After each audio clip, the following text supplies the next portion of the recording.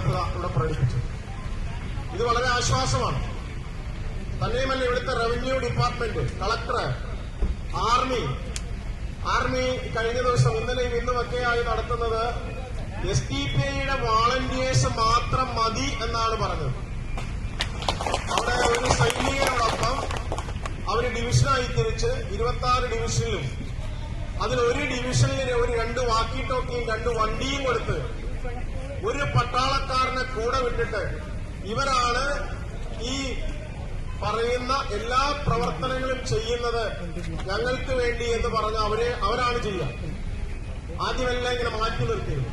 പക്ഷേ അവസാന ഘട്ടം വന്നപ്പോൾ ഇങ്ങനെ വീണ്ടും 100 കണക്കിനാണ് ആളുകൾ അവിടെ ചെന്നപ്പോൾ ഈ പറഞ്ഞിരിക്കുന്ന സംഖ്യയൊന്നുമല്ല എന്നാണ് നമുക്ക് അനുഭവപ്പെടുന്നത്.